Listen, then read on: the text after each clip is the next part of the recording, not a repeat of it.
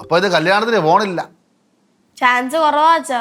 നല്ല വാശിയിലല്ലേ അച്ഛാ? അച്ഛൻ വേണം ഇന്ന് എനിക്ക് പുറത്തുനിന്ന് ഫുഡ് മേടിച്ചേരണം. അതറി പിന്നല്ലാതെ ഞാൻ വലിയൊരു ബൊഫേ കളഞ്ഞിട്ടാണ് ഇങ്ങനെ വന്ന് നിൽക്കണത്. അതുകൊണ്ട് അച്ഛൻ എനിക്ക് ഫുഡ് മേടിച്ചതേ പറ്റത്തുള്ളൂ. ഞാൻ മൈൻഡ് കൊണ്ട് സെറ്റ് ആയിപ്പോയി പുറത്തുനിന്ന് ഫുഡ് കഴിക്കാൻ. എനിക്കും പുറത്തുനിന്ന് ഫുഡ് മതി. ഞാനും സെറ്റാ. ഓ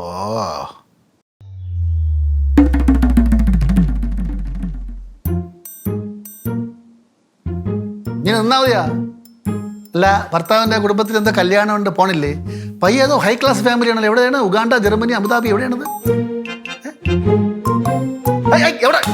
എന്നെ ചോദിക്കാ ഫോട്ടോ എന്നെ ചോദിക്കാ ഫോട്ടോ എടുത്തോണ്ട് സിദ്ധുവിനെ അയക്കണായിരിക്കും. എന്തിന്? നിങ്ങളെ കൊലം കാണിച്ചു കൊടുക്കാനായിരിക്കും. പാവം ചേക്കൻ. ഇവള് കാരണം ഇന്ന് അവന് സ്വസ്ഥത ഉണ്ടാവൂല. നിന്റെ കുടുംബത്തിൽ അല്ലെങ്കിൽ ഭർത്താക്കന്മാർക്ക് ആരാണ് സ്വസ്ഥത കൊടുക്കണത്? ഭർത്താക്കന്മാരുടെ കയ്യിലിരിപ്പ് നന്നായിരിക്കണം, നല്ല സ്വസ്ഥത കിട്ടുള്ളൂ. അത് പറഞ്ഞേട്ടാ, മാമന്റെ കയ്യിലിരിപ്പ് ശരിയല്ല എന്നാണ് പറഞ്ഞത്. അങ്ങേരുടെ സ്വഭാവത്തിനും കുറച്ച് കുഴപ്പങ്ങളൊക്കെ ഉണ്ട്. അച്ഛന്റെ സ്വഭാവത്തിന് എന്തോ കുഴപ്പമാ? ഒരു കുഴപ്പമില്ല. അമ്മയുടെ കയ്യിലിരിപ്പ് ശരിയല്ല. ഫോണറാ, വിളിച്ച് പറഞ്ഞു കൊടുക്കട്ടെ. മാമന്റെ സ്വഭാവത്തിന് കുഴപ്പമാണെന്ന് വിളിച്ചു ഫോൺ എടുക്കട്ടെ.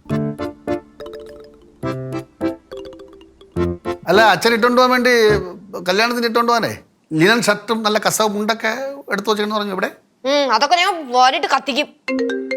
അച്ഛന്റെ ഫോട്ടോ ഉണ്ടല്ലോ, ഞാൻ സിദ്ധുവിനെ അയച്ചു കൊടുത്തു. അത് കണ്ടിട്ട് വിളിക്കണം തന്നെ. വല്ല കാര്യം ഉണ്ടായിരുന്നു. പറ സിദ്ധു, അച്ഛൻ ഇവിടെ ഇരിപ്പുണ്ട്. നീ തന്നെ അങ്ങ് പറഞ്ഞാ മതി.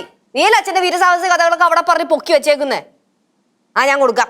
എനിക്ക് വേണ്ട. സംസാരിക്കും. മക്കളെ പറയടാ. ഇടാ, അതെങ്ങാനും ഇവിടെ പറഞ്ഞ ഇവർക്ക് മനസ്സിലാകൂടാ. ഇടാ, നീ എന്റെ വരുവം തന്നെടാ. ശരിടാ, ഓക്കെ ഓക്കെ ഓക്കെടാ.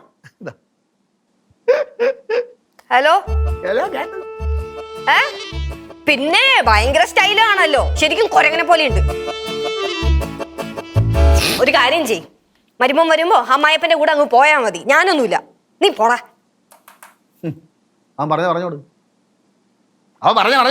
അവനെന്താ പറഞ്ഞേ? എന്നിട്ട് സംഭവം എന്ത്? സംഭവം പറയാം, പക്ഷെ എന്നെ സ്വയം പൊക്കി പറയണമെന്ന് വിചാരിക്കരുത്. കുഴപ്പമില്ല, പറഞ്ഞോ, ഞങ്ങള് തയ്ച്ചോളാം. അവൻ പറഞ്ഞ കാര്യം ഞാൻ കറക്റ്റാ പറയാം. അച്ഛാ സ്റ്റൈലായിട്ടുണ്ട്, ഈ ലുക്ക് ടെററാണ്. അവ എന്നെ അവിടെ പറ്റി പോയിച്ച് വെച്ചേക്കല്ലേ, അതിനേക്കാൾ ഒരു പടി മുന്നിലാണ് ഇപ്പോഴത്തെ ലുക്കെന്ന്. അതുകൊണ്ട് ഇങ്ങനെ ചെന്നാൽ അവരെ കുടുംബക്കാരൻ ഞെട്ടുവന്നു. ഇപ്പൊ എങ്ങനെ ഇരിക്കുന്നു? അമ്മായച്ചനെ സോപ്പിട്ടാണെങ്കിലോ? ഇവിടുത്തെ ഒറ്റ മനുഷ്യ കല്യാണത്തിന് പോകില്ലല്ലോ. അപ്പൊ നീ സിദ്ധുവിന്റെ അടുത്ത് എന്ത് പറയും? സിദ്ധു എന്തെങ്കിലും പറഞ്ഞു തിരിച്ചു പറയാൻ എനിക്കറിയാം. എനിക്ക് അമ്മൂമ്മയുടെ വാശിയാ. ഇപ്പൊ എങ്ങനെയുണ്ട്? ഞാൻ വല്ലതും പറയുമ്പോഴല്ലേ മാമി പറഞ്ഞത് ഞാൻ വായി തൊന്ന് വിളിച്ച് പറഞ്ഞത്. ചെറുപോൾ പറഞ്ഞപ്പോ എങ്ങനെയുണ്ട്? ഇപ്പൊ എങ്ങനെ ഇരിക്കുന്നത്? ഇവളെ ഇന്ന് ഞാൻ ശരിയാക്കുന്നു. അത് നമുക്ക് പിന്നെ ഇതൊന്ന് പരിഹരിക്കട്ടെ, എന്നിട്ട് അതിന് പോവാം. ബാലുവേ, എന്തിനാ മുട്ടയടിച്ചത്? അവളെ സംസാരം കൊണ്ട് ഞാൻ നേരത്തെ കയറുമ്പോഴേ നാഴിക്ക് 40 തന്നെ വിളിക്കും. അച്ഛാ കല്യാണമാണ്, വലിയ ആൾക്കാരൊക്കെ പറഞ്ഞിട്ട് നീറ്റായിട്ട് വരണം അച്ഛൻ. പിന്നെ അതുകൊണ്ട് അലമ്പൊന്നും കാണിക്കരുത്, വെള്ളമൊന്നും അടിക്കരുതെന്നൊക്കെ പറഞ്ഞു.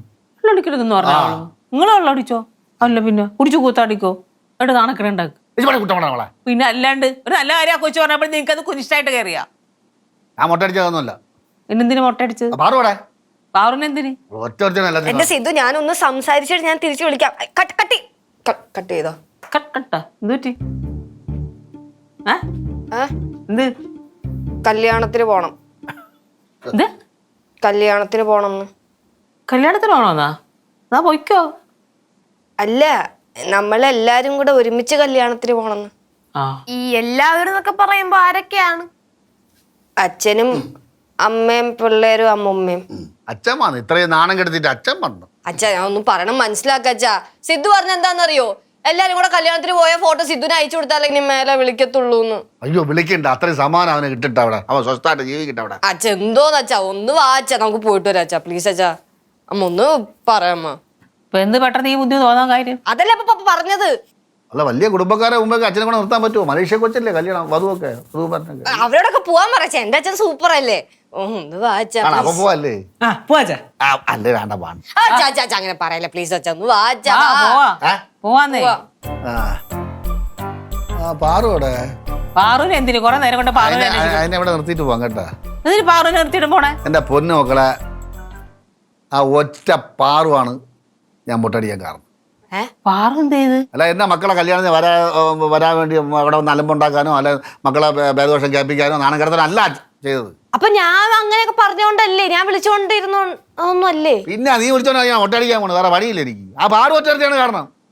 പാറു എന്ത് ചെയ്ത്? എടി ഇടയ്ക്കിടയ്ക്ക് എന്റെ അടുത്ത് ഒന്ന് കിടക്കൂലേ, നേരാ കൊച്ചിനെ എൻ്റെ അടുത്ത് കിടത്തി പോരുത്.